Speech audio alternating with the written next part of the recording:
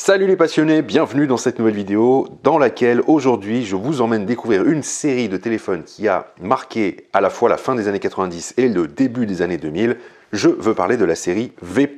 de Motorola avec trois modèles légendaires, donc c'est pas un ni deux mais bien trois modèles que je vais vous présenter aujourd'hui. Le V3688, le V3690 et le V50. Trois modèles qui ont complètement redéfini le design et l'innovation dans la téléphonie mobile à une époque charnière, à une époque qui est qualifiée comme l'âge d'or de la téléphonie mobile. Est-ce que vous êtes prêts pour ce voyage dans le temps? C'est parti! Avant qu'on fasse la découverte de ces trois modèles de téléphone, je vous rappelle, si ce n'est pas déjà fait, que vous pouvez télécharger gratuitement mon livre sur l'histoire de la téléphonie mobile en France, du Radiocom 2000 à l'iPhone, retour sur 40 ans d'innovation technologique.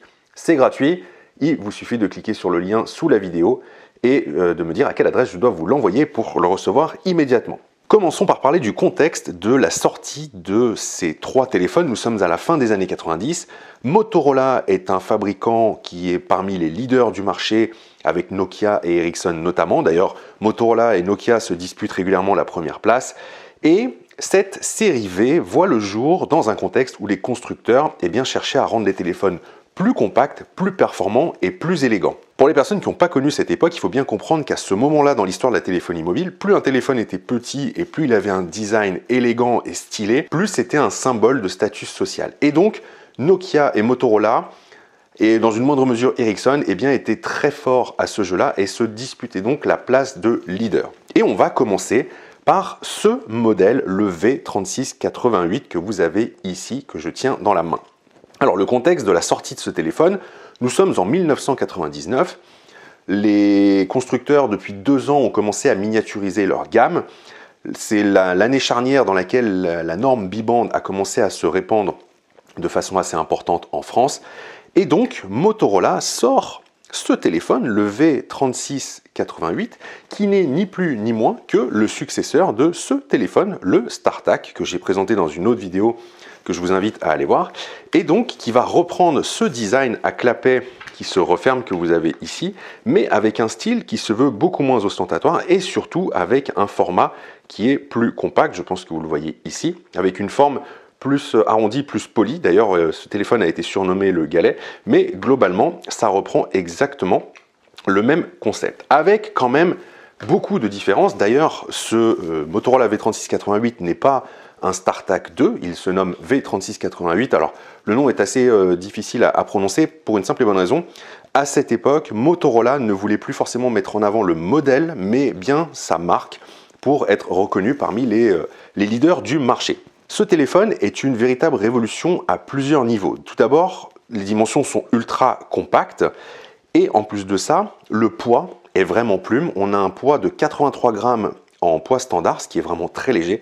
Et vous aviez une option batterie légère qui ramenait le poids à 72 grammes. Autant vous dire que c'est extrêmement léger. Je le tiens dans la main, j'ai presque l'impression d'avoir un jouet. On a un écran 5 lignes, alors là, qui est abîmé. Donc de toute façon, je ne vous ferai pas la démo sur ce téléphone. Mais pas d'inquiétude, j'ai prévu de vous faire cette démo sur un autre modèle. Et à l'époque, c'était tout simplement le plus petit téléphone bi-band du monde. Rien que ça. Il était plus agréable à utiliser que le StarTAC pour une simple et bonne raison.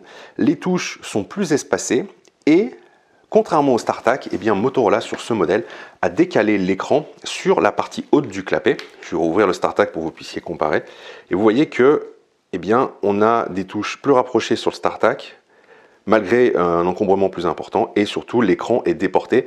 Ce qui fait que grâce à cette astuce, Motorola a été en capacité de proposer un modèle plus petit mais pour autant plus agréable à utiliser. L'ergonomie est impeccable une fois que le téléphone est déployé, c'est-à-dire qu'une fois qu'il est déployé, il fait vraiment la taille d'un téléphone portable de l'époque et il se cale parfaitement bien entre l'oreille ici et le micro ici, la bouche du coup pour parler. Le coup de génie de Motorola a été d'avoir parmi les options une touche qui permettait de couper le micro sur le côté, donc qui était bien pratique quand on voulait discuter ou demander quelque chose à son voisin pendant qu'on était en communication.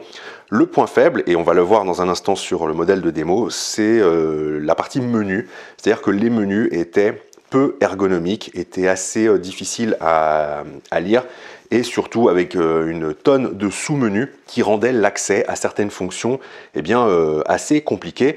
En comparaison, Nokia, avec son concurrent direct, le 8810 à l'époque, fait beaucoup mieux et avait déjà ces fameux menus qui ont contribué à faire le succès et la popularité du constructeur finlandais.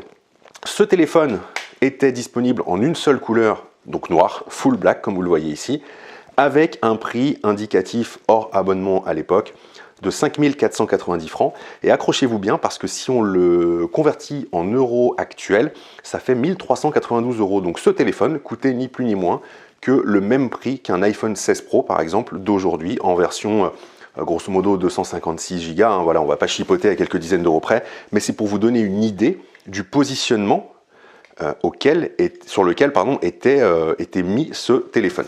Un an après la sortie du V3688, Motorola va sortir une évolution que je tiens ici dans la main et qui est le V3690. L'objectif, c'était de se mettre à niveau face à la concurrence puisque durant l'année 1999, peu de temps après la sortie du V3688, par exemple, Ericsson a sorti le T28S qu'on a vu dans une vidéo précédente. Nokia, quant à lui, a sorti deux modèles phares, à savoir le 8210 et puis la version encore plus haut de gamme, le 8850.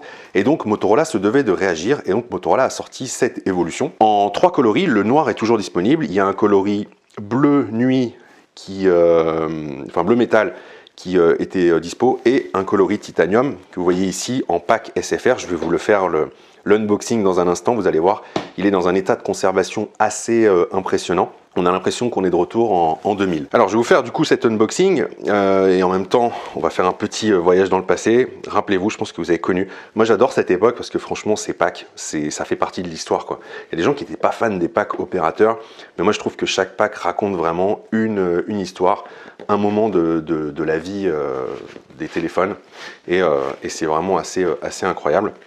Donc en l'occurrence ici en pack SFR, vous voyez bien qu'on a le gaufrage SFR et quand je l'ouvre, alors je vais vous faire grâce de la documentation de l'opérateur, mais ce qu'il faut surtout voir, c'est qu'à l'intérieur, hop, je vais mettre ça de côté, à l'intérieur on a le V3690 dans sa boîte qui est dans un état de conservation, je vous le disais, absolument incroyable. Alors, il faut savoir que je vous le disais, il y avait trois couleurs disponibles, le noir, le titanium et puis le bleu métallisé. Et en fait, ce qui va différencier, je vais l'ouvrir dans un instant, vous allez voir, mais outre la couleur, ce qui va différencier le V3688 du V3690, c'est que on a le V point qui fait son apparition ici sous l'écran, qu'on n'a pas sous le V3688, et on a aussi une partie que vous allez voir, j'en ai un dans la main là, je vais vous le montrer. Vous voyez que ici le cerclage est devenu effet chromé alors qu'ici il était noir. Voilà, c'est ce qui permet visuellement de les différencier, mais sinon on est sur des modèles qui sont quasiment les mêmes. Et donc je vous propose de vous faire un petit unboxing comme à l'époque avec la notice du V36, la petite sacoche. Alors ça c'était génial, je ne sais pas si vous vous souvenez de ça. Hop, c'était la grande mode, hein. On pouvait accrocher ça à la ceinture, on mettait le téléphone dedans.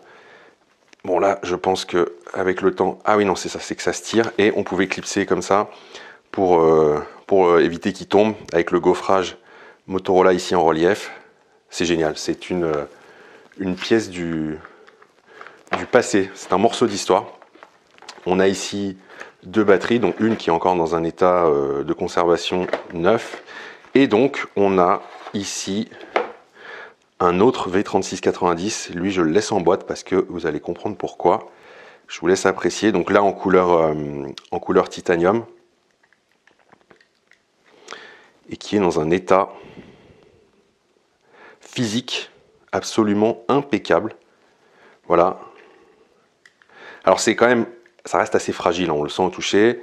Voilà, on mettait la batterie ici, et le tour est joué. C'est pas sur ce modèle que je vais vous faire la démo. Vous allez voir que j'en ai un spécifiquement pour ça. Donc je vais laisser ça de côté. Et on va se focaliser sur ce modèle pour la démo et ce qui va me permettre de vous expliquer un petit peu quelles sont les différences. Celui que j'ai là-dedans n'est pas des SIM lockés, c'est un modèle étranger, c'est pour ça que je ne peux pas vous faire la démo. Mais celui-ci fonctionne parfaitement et donc ça va être l'occasion de le redécouvrir ensemble pour les personnes qui l'ont eu à l'époque.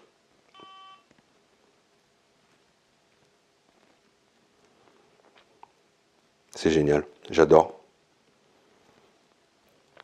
Voilà, on est connecté. Voilà ce téléphone, donc vous voyez que c'est quasiment le même. Alors qu'est-ce qui change par rapport à, outre les petits détails esthétiques que je vous ai expliqués, qu'est-ce qui change par rapport au modèle précédent? Eh bien, il y a deux fonctions nouvelles. La reconnaissance vocale avec 25 commandes qui peuvent être dictées par la voix. Donc par exemple, ouvrir les messages, passer un appel. Et puis, vous aviez un mémo vocal allant jusqu'à 3 minutes. Alors ça, c'était quand même pas mal. Là où la concurrence, en général, faisait entre 20 et 30 secondes, ça permettait de prendre de vraies notes vocales. Mais voilà, c'est grosso modo ça qui va différencier les deux modèles. C'est un téléphone qui se voulait plutôt haut de gamme, mais malheureusement pour lui, il y a quand même des grosses lacunes, surtout quand on vise une clientèle professionnelle. Il faut savoir qu'il n'y avait pas d'infrarouge ni de modèle, que ce soit sur le V3688 ou le V3690, pas de calendrier, pas de différenciation des sonneries par groupe de contact en fonction de si c'est les collègues ou la famille qui vous appellent, pas de réveil, pas de WAP, à une époque où c'était quand même déjà, ça commençait à être assez répandu, surtout sur des modèles qui se voulaient haut de gamme, et surtout, eh bien, toujours le même menu, peu intuitif. Donc en fait, on se déplace avec les touches étoile et dièse dans le menu. Vous voyez, déjà, il faut que j'appuie fort. Ah, ces bruits, quelle époque. Vous voyez, en fait, on ne sait pas où on en est par rapport à Nokia. Je pense que vous voyez un peu maintenant les menus Nokia. On ne sait pas où on en est dans le menu. Il n'y a pas de numérotation pour se repérer. Sonnerie ou vibreur, définir. Vous voyez, c'était vraiment... Ah, cette sonnerie Motorola, on l'a tous connue. Petit voyage dans le temps quand même. Bon, je ne vais pas vous péter les oreilles non plus, parce que même moi déjà ça me fait mal. Mais vous voyez, on a un menu qui n'est pas, comme je vous le disais, qui n'est pas du tout intuitif. Voilà, on rentre dans les messages, lecture des messages reçus, c'était... Bon, en fait, il n'y a pas de message, effectivement. Mais c'était, voilà, ça corrigeait pas le problème. Et autre truc très bizarre, c'est qu'on a une touche ici qui permet, en théorie, de lire les messages reçus. Bon, là, c'est pas programmé visiblement. Mais par contre, si on voulait envoyer un message, et on ne pouvait pas y accéder depuis cette touche message, il fallait repasser par le menu que je viens de vous présenter. Donc, vous voyez qu'on était quand même sur un truc qui n'était pas forcément hyper intuitif. Le prix, en revanche, a un peu diminué par rapport au V3688, puisque le téléphone passe à 4 500 francs hors pack, ce qui correspond à peu près à 1028 € de notre époque. Donc vous voyez que déjà, il y a une baisse de prix. Motorola a amorti partiellement le coût de développement du téléphone, et donc peut se permettre de commencer à baisser ses prix. Et à nouveau, un an plus tard, nous arrivons maintenant en 2001, et bien Motorola sort un nouveau remplaçant. Alors là, c'est encore plus le jeu des 7 différences, parce que si vous voyez, bon, celui-ci est un peu abîmé par le temps, mais si vous regardez concrètement, donc ce remplaçant, c'est le V50 que je tiens dans la main. Il reprend exactement le même design que le V3690. Vous voyez ici, c'est tout à fait identique. La seule chose qui va changer, c'est la couleur. Ici, on est sur une couleur plus aluminium que titanium. Vous voyez, plus gris clair. Et c'est l'introduction du WAP.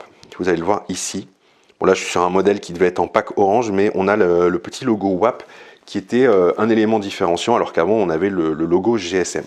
À part ça, d'un point de vue de l'esthétique, il n'y a rien qui change. D'un point de vue de l'autonomie, il n'y a rien qui change. La différence, après, elle va se situer à l'intérieur. C'est-à-dire que le V50 va avoir un écran de meilleure définition, va avoir des icônes animées sur les menus, ce qui va permettre d'être un peu plus agréable à l'usage, et va adopter un nouveau menu qui était quand même la grosse lacune, on vient de le voir sur les deux modèles précédents, un menu déroulant et qui permet quand même d'être un peu plus pratique à utiliser au quotidien sans pour autant révolutionner.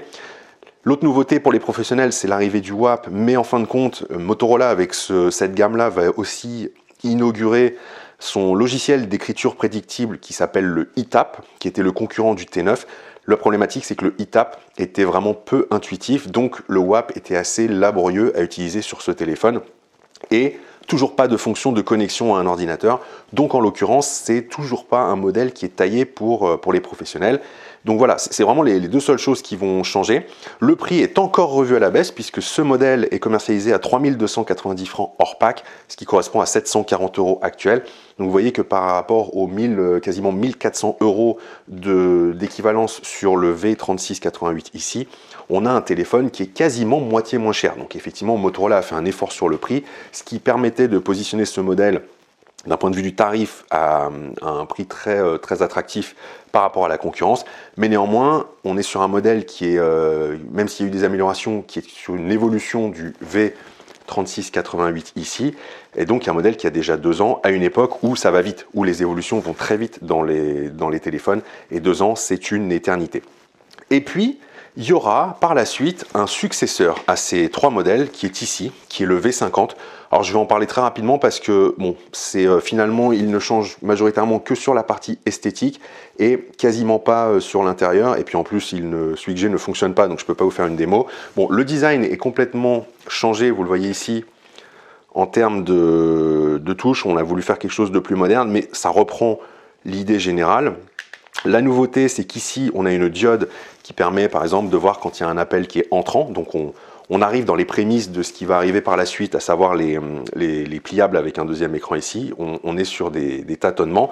Mais sinon, à part ça et l'introduction d'un modem, mais qui est très faible, modem 9,6 kilobits par seconde, eh bien, il n'y a pas grand-chose qui change. Et comme pour le Philips Genie, où je vous ai fait la vidéo la semaine dernière, je vous disais que je préférais le design de la première génération, eh bien je préfère aussi le design de la première génération de V Point par rapport à celui-ci qui finalement essaye de le remplacer mais sans le remplacer, et puis finalement on fait un truc moderne. Même si celui-ci est plus daté, eh bien pour moi il est aussi plus harmonieux, plus intemporel que le V51. Après, chacun se fera son idée. Dans tous les cas, c'était malgré tout des modèles assez fragiles. C'est compliqué d'en trouver en bon état de fonctionnement aujourd'hui. Il y a 2 problèmes principaux. Le premier, c'est la charnière qui casse si on n'en a pas vraiment pris soin. Et le second, vous le voyez ici, c'est l'écran. Ici, il est piqué. Donc il fonctionne, mais bon, on a ces taches sur l'écran. Mais bien souvent, c'est qu'en fait, l'écran, tout simplement, un peu comme chez Nokia sur les gammes 8210 et 8850, perdait au fur et à mesure en intensité jusqu'à ne plus fonctionner. Et dernier point, le V51, lui, dans un dernier élan, sera commercialisé à moins de 3000 francs, ce qui fait 670 € d'aujourd'hui. Ce qui est quand même cher face à des concurrents beaucoup plus avancés à l'époque, comme le Sony CMD-Z5, dont je parlerai dans une prochaine vidéo, ou le Samsung A300, dont je parlerai aussi dans une prochaine vidéo. Et il faut savoir qu'entre le V50 et le V51, il y a eu 6 mois d'écart. C'est-à-dire que si je fais la rétrospective, pour vous donner un ordre d'idée, on a donc 4 téléphones. On a donc le V3688 qui sort en 1999. On a le V3690 qui sort un an après, en 2000. Le V50 sort au début de l'année 2001 et le V51 sort à l'été 2001. Voilà.